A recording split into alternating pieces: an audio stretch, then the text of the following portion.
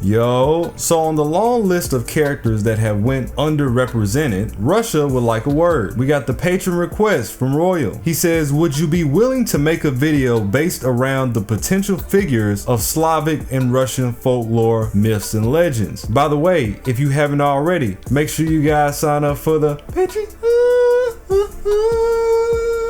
You get access to early content and priority on your request. So the name of the game here, and we can always circle back around to this, is that Royal has given me a list of these myths and legends and basically wants me to pick some of the ones that I find most interesting off the top. So we're kind of shooting straight from the hip with this one. First one that caught my eye was the Teutonic Knights. Given the nature of the series itself, I can't help but feel like their involvement will be very fitting. An organization of German crusaders that arose in Europe during the 12th century. The Teutonic Knights were organized for service in the Holy Land and modeled their organization after the two earlier crusading orders, the Knights Templars and the Knights Hospitallers. In the 13th century, the Teutonic Knights shifted their activities to Central Europe, where they tried to convert and control people in the lands that became known as Prussia, Lithuania, Latvia, and Estonia. In the 14th century, the Teutonic Knights lost much of their power, and finally the Poles and the Lithuanians overthrew them. In 1525, the Grand Master Albert became a Protestant and changed the order from a religious to a civic organization. And in 1618, the order's territory passed to the Elector of Brandenburg. The Teutonic Order enjoyed many successes over the centuries, as well as military failures, notably in defense of the Holy Land and against the Russians. But it achieved the two things it was always meant to do: spread Christianity and help the poor and needy. The order converted a great number of pagans wherever they conquered territories, then settled those places with migrant Germans as part of a systematic colonization. The order spread technology, for example, building a huge water mill at Danzig in the early 14th century. Their trading skills were renowned across Europe, as were their diplomacy skills, which led to one of the old German proverbs, "If you're so clever, go and deceive the lords of Prussia." In a sense, the order was a victim of its own success, as its administrative and trading skills often brought it into conflict with other powers. Further, when traditional opponents converted to Christianity, the chief purpose of the Teutonic Order no longer existed. And so, as has already been mentioned, a lot like the Knights Templar, specifically holy knights on a mission, spread the word of God, and if you don't like God, then that's just too bad. You're gonna like him anyway, or we're gonna make you. Now, we already have the last Grand Master of the Templars. We have Jacques de Molay, and I feel like his position alone was enough to make a great foothold for a lot of things that didn't really get exercised with his character as much as I like. As a matter of fact, when you think about his position in the story, you can kind of see some of those elements being present, but it never really got down to the nitty-gritty as far as calculations and how they plan to maintain and even expand their dominion. And this is something that can be revitalized. We could bring this to the table with the Teutonic Knights, maybe even bring Jacques back and have him influence a greater part of the story to flesh out his background more. A really good thing about this is not only do we get an entire new body of knights to go alongside the Knights of the Round, Charlemagne and his paladins, the Knights Templar, but this also is a good light to shine on Russia, considering the battles that made the order push off that gives Russia a lot of shine and makes them look good. Namely, one of those battles is the battle on the ice, the Battle of Lake Peipus, which is a part of their own crusade, where Russia said, listen man, you guys have had your time to shine, but I'm gonna need you to hold all that down. You can take everybody else's territory, but this right here, you gotta bounce. If you look into it, the Republic of Novgorod, their victory over the Knights is commemorated in Russia as one of the biggest days in military honor. So even they hold it in high regard. The fight itself was held mostly on a frozen lake, and by the end of this, dropped all territorial claims over the Russian land. So they put the beats on them so bad they made them dip, at least for the time being. So we definitely need to see everybody that took part in this battle from both sides, and this can kind of set up the foundation for the chapter, and we can get some new servants in as well. Another one we got to get into is one that Royal brought up himself, and one that I'm also interested in is the Phoenix, the legendary mythical flaming bird. A lot of different iterations of this creature, but even in Russia, in terms of their myth, they still hold it in high regard themselves as the firebird. It says, a fabulous bird described as having eyes that sparkle like crystal and gold feathers that shone as bright as day. Owned by the Tsar Dalmat, the bird used to steal the golden apples that grew in the garden of a different Tsar. The latter set his 3 sons the task of locating and obtaining the bird for him. The son Ivan succeeded in the quest, but his brothers ambushed and then killed him, claiming they were the ones that had completed the quest when they presented the bird to their father. Their false claim was exposed when Ivan himself was restored by the water of life and death, which was sprinkled on him by the shape-changing wolf that had been helping him in his quest. The firebird remained in the ownership of the Tsar Vyacheslav since the father Dalmat gave the bird to Ivan after he found out that he was the one that really completed the task that he gave to him. The other 2 brothers were thrown into their father's deepest dungeon for their treachery. And so to kick things off here, one of the conversations that we had in regards to the merging of spirits and these mythical beings is that you often can hardly tell that that mythical being is present because they don't really give a lot of light to them,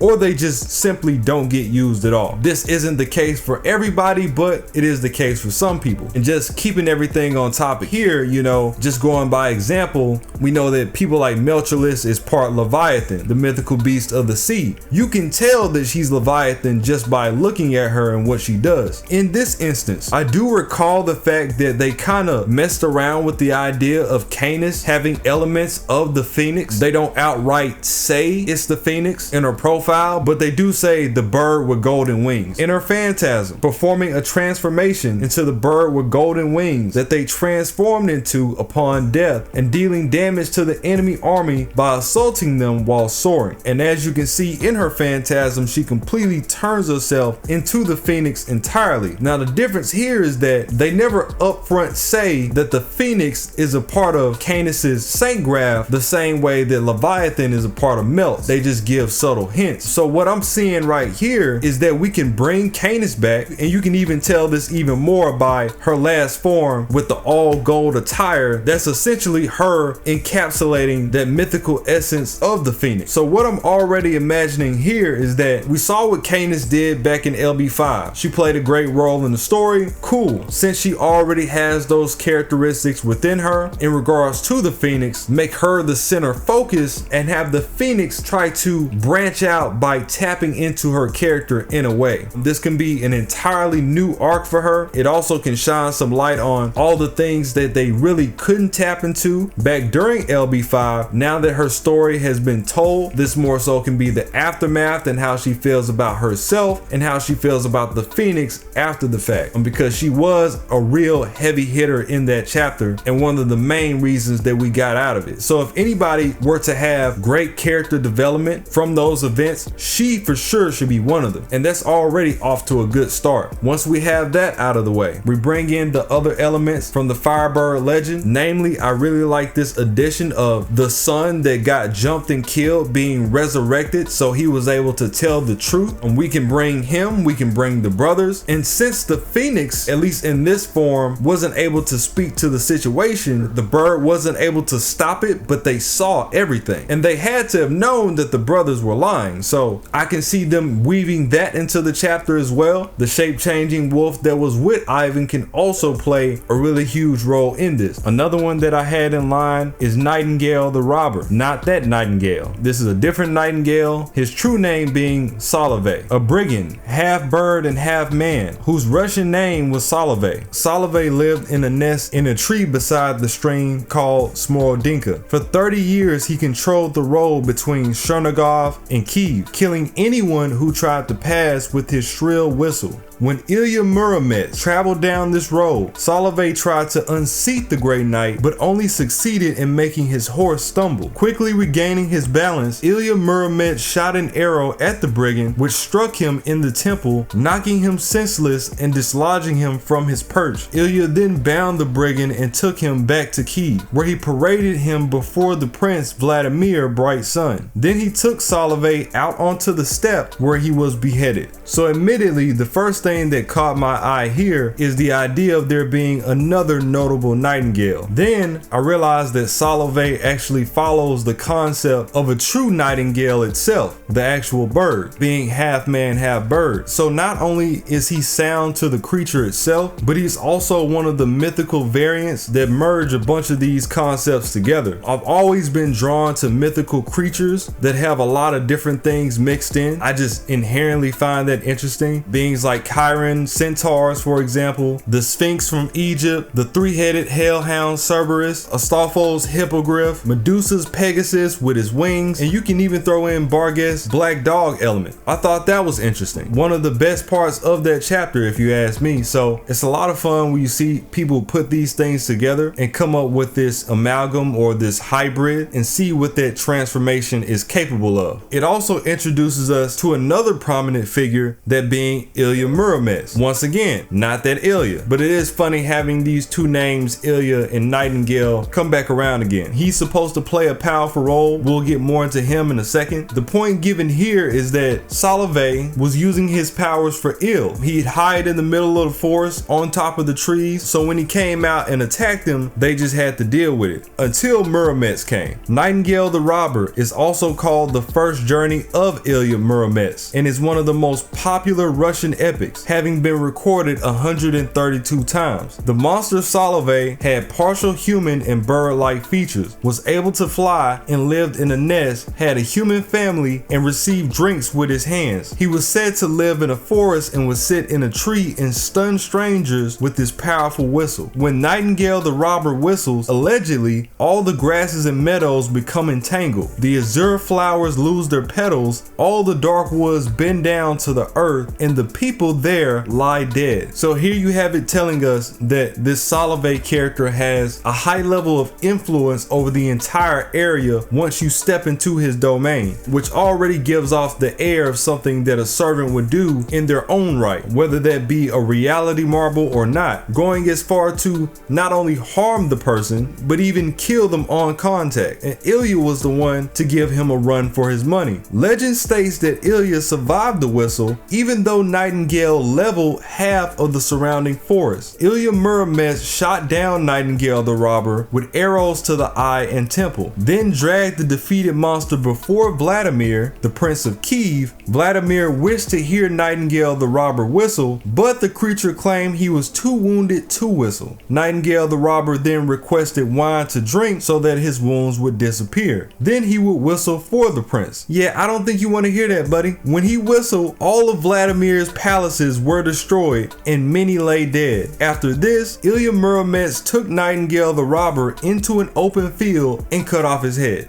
Now I'm sure you're wondering a lot of things, as was I. Why would you want to hear this whistle knowing what this man can do to the woods? It just said he can whistle and have the woods tap dancing. I don't want you to put that whistle anywhere near me, okay? I'm gonna need you to calm down. But Prince Vladimir had something different in mind. Then there's Muromets surviving. Okay, well, what made Muromets so special that he's able to ward off the signal of this whistle and not lay down just like everything else? Well, Ilya is actually regarded as a very powerful knight. And this kind of kicked that off, as it already mentioned, being one of his first adventures where he started to show those capabilities. So I'm already seeing Ilya with this natural mental fortitude that's higher than most people. And just looking at the depiction, I really would love to bring this into the stories and see where this would go. And then lastly, there's the thing about his domain expanding. At that point, Slavic really sounds like he has a reality marble then, or at least something akin to it. Because at first it gives the idea that, oh, it's just a forest, whatever is in his vicinity. And then you take him to the palace and he's doing to the palaces what he did to the forest. So not only is he ridiculously powerful in his own right, but he too has potential to scale, which is super dope. And if you notice, it tells us that this took place in Novgorod, the same Novgorod that was fighting against the Teutonic Knights. This was around the same area at a different point in time. So they kind of stack on top of each other in terms of familiarity of these events. Now we got to get into Ilya because his story is interesting and and connect to a lot of other things also. Ilya Muromets, a Russian knight or a bogatyr, who was a hero of the Russian epic tales, although he appears to have originated in pre-Christian times as the giant Svatogor. However, there appears to be some confusion here, as one story places both Ilya and Svatogor together, which obviously they could not have been if they were one and the same. Ilya's surname is actually an epithet that simply means he came from the city of Murom, not far from Moscow. Ilya was born in the village of Karacharavo, the son of a peasant named Ivan, and thus he was given the patronymic of Ivan, his more common name of Muromets being used to identify him after he had left his hometown. Born as a cripple, too weak to even move, Muromets was miraculously cured at the age of 33 by a group of men or pilgrims who gave him a drink made of honey. The pilgrims gave Ilya advice on how he should spend his life, mentioning that he should avoid confrontation with Svatogor and Mikula and Volga. They told Ilya that although he might defeat Volga in battle, Volga's cunning would surely defeat Ilya in the end. The pilgrims then vanished from sight, and Ilya went to find his parents so they might join him in celebrating his cure. Shortly after his cure, Ilya vowed to travel to Kiev to offer his services to Prince Vladimir, Bright Sun, and his wife Evpraxia, attending mass in Murom before setting out. He vowed he would neither fight nor spill blood before he reached Kiev that evening, where he would once again attend mass. This vow meant that Ilya intended to travel more than 500 miles in a single day, a feat that would have been impossible had it not been for his wondrous horse Tsiah, which gathered like the wind and cleared mountains in a single leap. Some sources state that a single leap of this wondrous animal covered 50 versts. For context, a verst being the equivalent of approximately 2/3 of a mile. So 50 versts will be around 33 miles in one single leap. Arming himself with his saber, his bow, and his arrows, his massive mace, a long, very sharp lance, Ilya set out on the most direct route to Kiev, which would take him past the city of Chernigov. As he approached the city, praying to God to release him from his vow, he charged the heathen hordes and killed the entire army.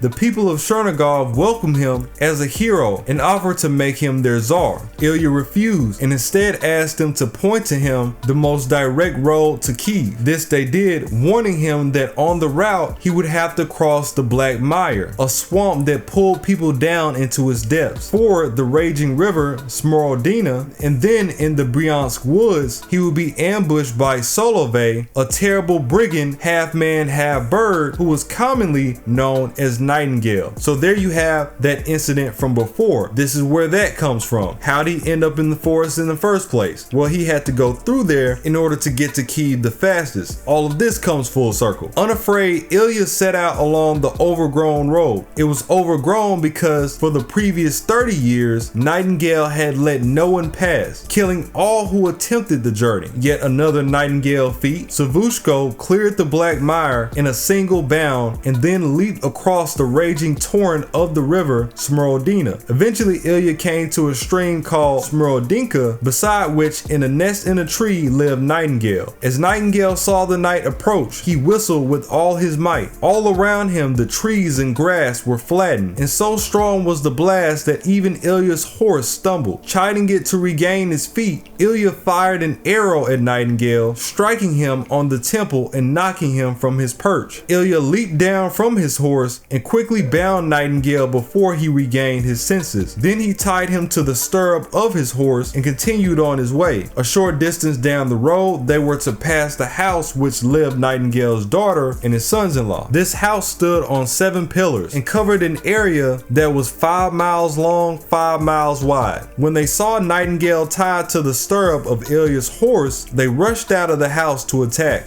However, Nightingale made them put down their weapons and had them invite Ilya into the house to be their guest. Ilya guessed that as soon as he was inside the house, he would be beaten. So wasting no time, he killed all of Nightingale's daughters and their husbands. Ilya came at last to Kiev and presented himself to Vladimir, Bright Sun. He had arrived slightly too late to attend mass, as was his intention. When he told Vladimir of all that had befallen him that day, the prince did not believe him. So Ilya led the prince prince out into the courtyard where Nightingale was still tied to his horse. Vladimir commanded Nightingale to whistle, but he refused, saying that as Ilya had defeated him fairly, only Ilya could command him now. Ilya ordered him to whistle, but only at half strength. Nightingale put his fingers to his lips and ignored what Ilya had said, whistling at full strength. All around, the guards and courtiers fell dead. Vladimir himself was blown around the courtyard. Having been accepted by Vladimir Bright's son as a great knight worthy of becoming a member of his court, Ilya took Nightingale out onto the steppe and beheaded him. The human half of his body was fed to the wolves and the bird half of his body to the crows. Then Ilya returned to Kiev, and there he lived as a respected member of the court of Prince Vladimir Bright's son, setting out frequently across the steppes to pursue many adventures. And he does have some other cool adventures to get into all the same, but this is just breaking in the foundation. It's an interesting character. There's a ton of things to get into. Him being a bogatyr. Tradition describes bogatyrs as warriors of immense strength, courage, and bravery, rarely using magic while fighting enemies. And this makes it even more impressive because he was able to defeat a being that was able to level palaces, all the area around him, and everybody that he interacted with for 30 years straight. So that's one aspect. Another aspect is that Prince Vladimir actually is said to serve as a Russian equivalent to King Arthur and the Knights of the Round Table. So what we just saw was Ilya being inducted into the Russian realm. It says bogatyrs appear mainly in the Rus epic poems. Historically, they came into existence during the reign of Vladimir the Great, aka the Grand Prince of Kiev, as part of his elite warriors akin to the Knights of the Round Table. And you have to remember, this same man had been crippled all the way up until the point where he was 30. It seemed as if he was destined to be this way forever until the light was finally shined upon him and he ran with it. As a matter of fact, you kind of feel that from his story. When he finally is able to walk, he pays an ode to this by always walking, by going to Vlad the Great at the time and putting this new blessing to use and not letting it go to waste. You can tell that he doesn't take this for granted. From his combat ability, from his intellect, to his horse that can cover 30 miles in one jump.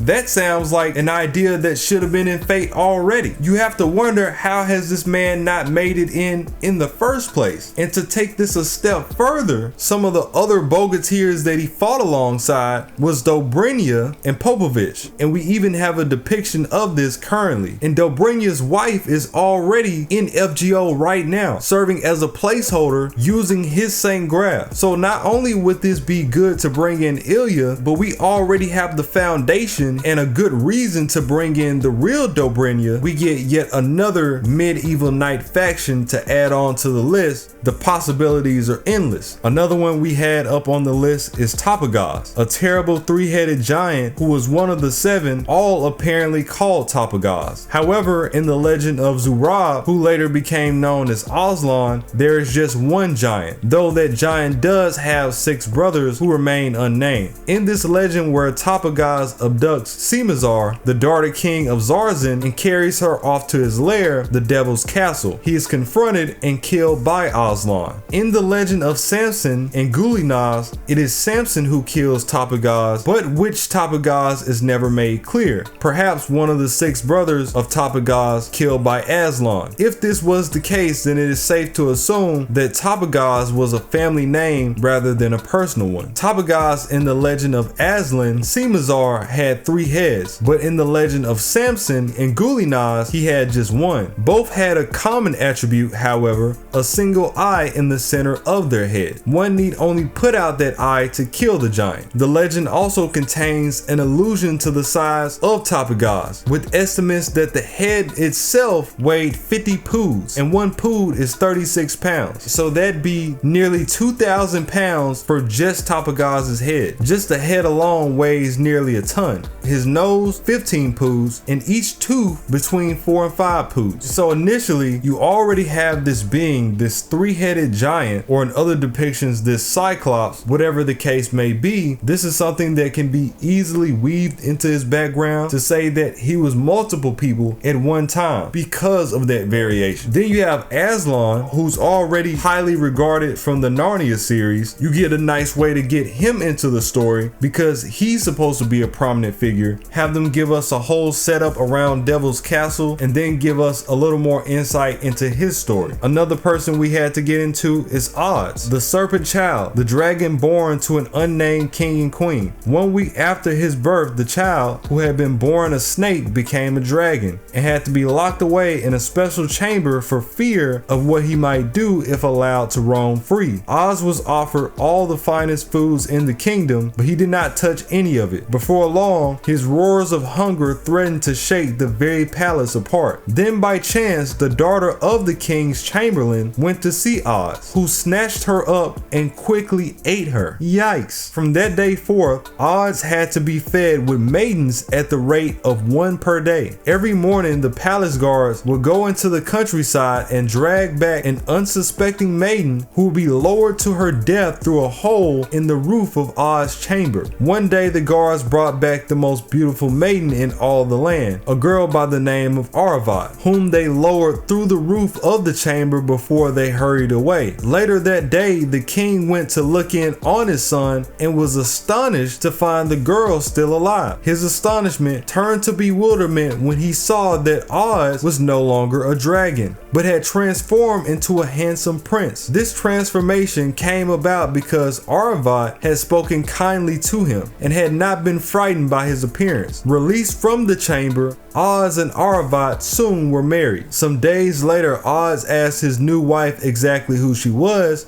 She told him that she was an orphan and had not always been the radiant woman he saw before him. One day, while she sat on a hillside sewing, her bobbin fell down a narrow ravine. She reached down into the crevice but could not reach the bobbin. Then she saw an old woman standing at the bottom. The woman told her she could enter and retrieve the lost item. Once she was inside, however, the entrance disappeared. The girl realized that she was in the presence of a witch. The witch first asked the girl to clean her home, which she did, and then to comb her hair. She performed the task with kindness. Then she allowed the woman to rest her head in her lap while she slept, having first given Aravat instructions to wake her when she saw yellow water flowing. Aravat did as she was instructed, and when the old woman awakened, she took Aravat by the ankles and plunged her into the yellow water. Then she sent her on her way, transformed into a radiant beauty, and it was thus she had been brought to the palace. So the story that was fated between Aravat and Oz kind of served as a sense of duality in the way that they came up and also the way that they came together. So I can see both of them having their own chapter in a way, primarily having Type Moon do most of the heavy lifting and kind of making this more so into a concept of their own, but incorporating those elements at the foundation. Him formerly being a dragon, Aravat running into a witch,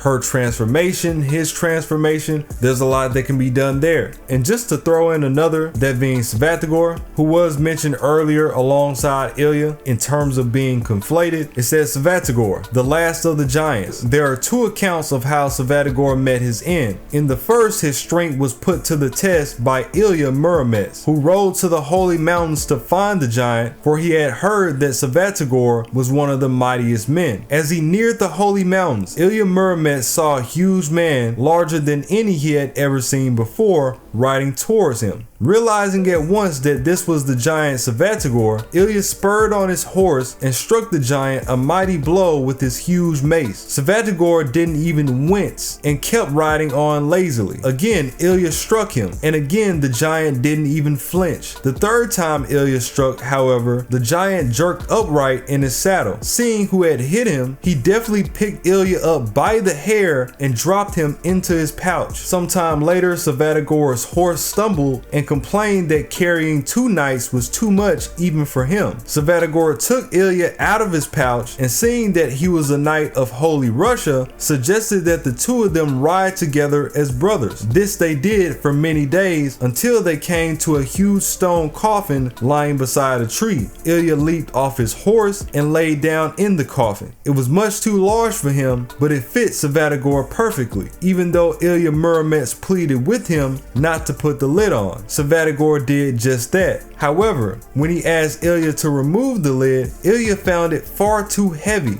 3 times he hit it with his mace, but each time he hit it, a steel band closed around the coffin, securing the lid. Savadagor blew some of his strength into Ilya so that he could use the giant's own sword, but this just made matters worse, for 2 steel bands closed around the coffin every time he hit it with the sword. Resigning himself to his fate, Savadagor had Ilya tie his horse to the tree to die there beside its master. Ilya did as asked and sadly rode away from the coffin, knowing that Savadagor, the last of the giants, would shortly be no more. The second account of Savadagor's demise is possibly the older of the two. Savadagor often boasted of his great strength, going so far to say that he could even lift Mother Earth. One day while he was out riding, he came across a small bag lying in his path. Unable to move it with the tip of his staff, Savadagor dismounted, and with tremendous effort managed to raise the bag as high as his knees. In doing so, he sweated so heavily that his sweat became blood. Sinking deep into the earth under the weight of the bag, he could not save himself. Interestingly, there is a further legend concerning Savadagor and his attempt to lift Mother Earth. In this story, Savadagor is out riding, trying to find a means by which he can test his great strength.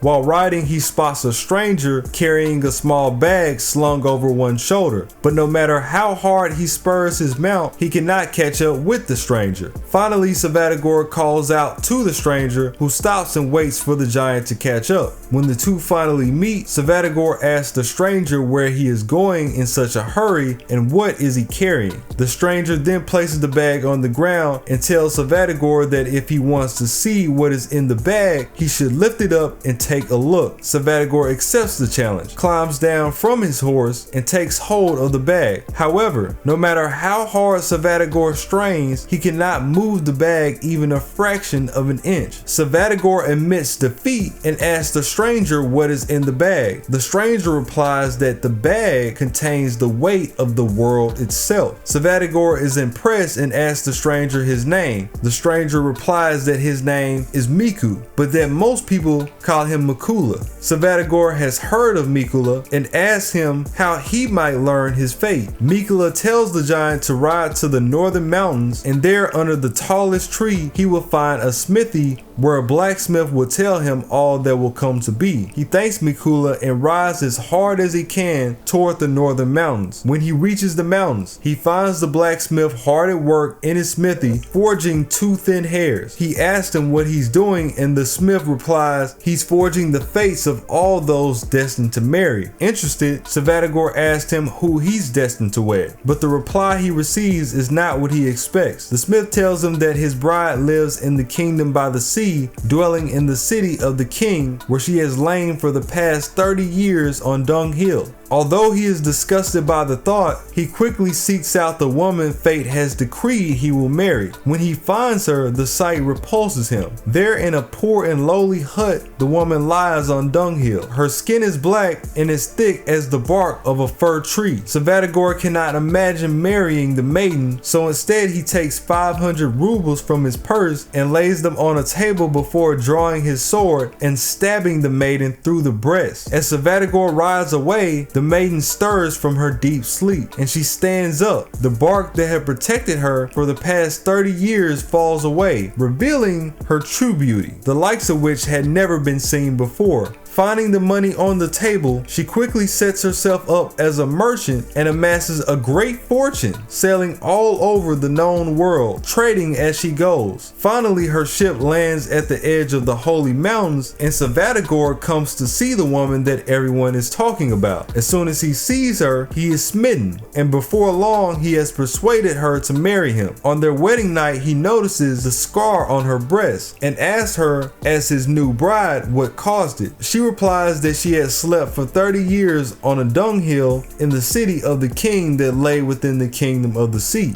When she had awakened from her deep sleep, she found the 500 that he left, the scar on her breast, and that she was no longer covered in the fur bark. It was then that Savadagor realized that this is the woman he was destined to marry, and that there was no way of avoiding the fate decreed by God. Again, a lot of things going on with his character. Just starting off here, you know, judging the initial book by its cover, I can understand where he's coming from, but also it stands to reason that there's something to be said about further evaluation. This will be a great narrative to tell from his background. You have the addition of attempting to lift Earth itself, which is a ridiculous feat considering that in some versions he actually pulled it off. So that's a feat akin to Heracles, one of the strongest servants that we have now. It's also even funnier considering that he can lift up the Earth, but he couldn't lift up the coffin, I guess. But if you consider that the coffin has some type of magical potency,